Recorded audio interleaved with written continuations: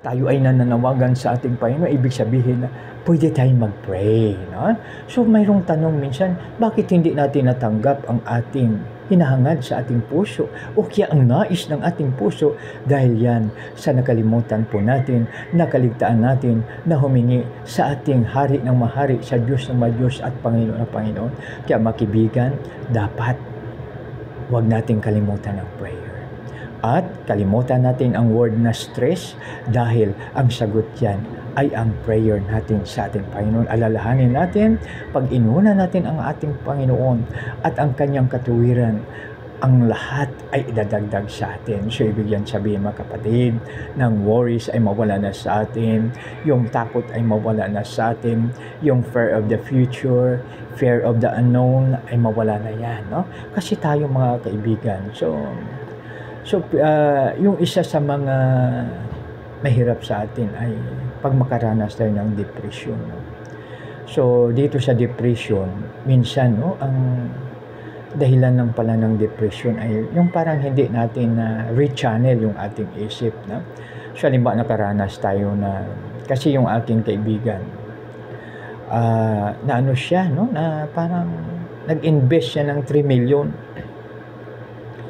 So, pagdating ng June 2023 yun, nawala. So, ibig sabihin nawala yung company kung saan siya nag-invest. So, alam niyo ba mga kaibigan, 3 araw po siyang hindi nakabangon, nanakit ang kanyang kasuan, nanakit ang kanyang tuhod, hindi siya nakabangon. Subalit, napakaganda sa kanya, no? Na isa sa mga halimbawa po natin ay naka-rechannel siya. No? So, ibig sabihin yung isip niya, no? Okay lang yun. No? Ang mahalaga, buhay ako. Ang mahalaga, maganda yung aking pangatawan. Ang mahalaga, dito pa rin ang aking pamilya. Ang nawala lang, ang 3 million sa kanya. No? So, kikitain niya pa rin yun. No? So, ibig sabihin, naka-rechannel siya. Ibig sabihin na siya ay naka-recover. So, yan mga kaibigan. No? I-rechannel natin kasi ang cause ng depression ay parang hindi natin patawad unang-una, no? So, unang-una kasi dyan, mga kaibigan, halimbawa, nagkasala tayo, no? So, kasi lahat naman tayo po ay makasalanan. So, dito, unang-una, napatawarin natin yung ating sarili, no? Huwag na nating ibalik-balik yung nakaraan, no? Sabihin natin, bakit ko pa nagawa yun? Bakit ko pa nasabi yun? Bakit ko pa ito ang ginawa? Dapat ito sana, no? So, wala na po tayong magagawa doon, mga kaibigan, dahil ito po ay nangyari na po. No?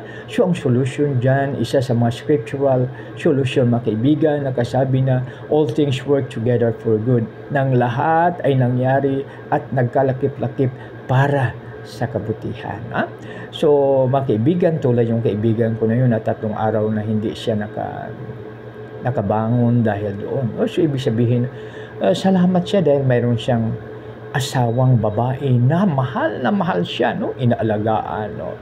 So, ang kanyang asawang babae na kahit alam niya na nalugi sila ng 3 million, matatag pa rin, no? So, siyempre siya yung nag-aalaga. So, sabihin niya, Daddy, ano ang gusto mo?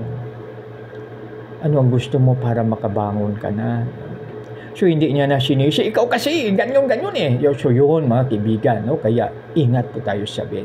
Kaya ang ating sasabihin, tulad yung kaibigan ko na yun, na siya ay lalaki, asawang lalaki, no?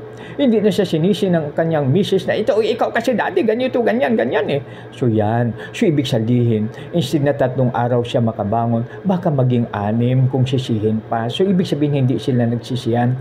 Tinanggap nila ng buong-buo sa kanilang puso. Dahil, bakit mga kaibigan? Dahil tagapagtanggol si Yahweh.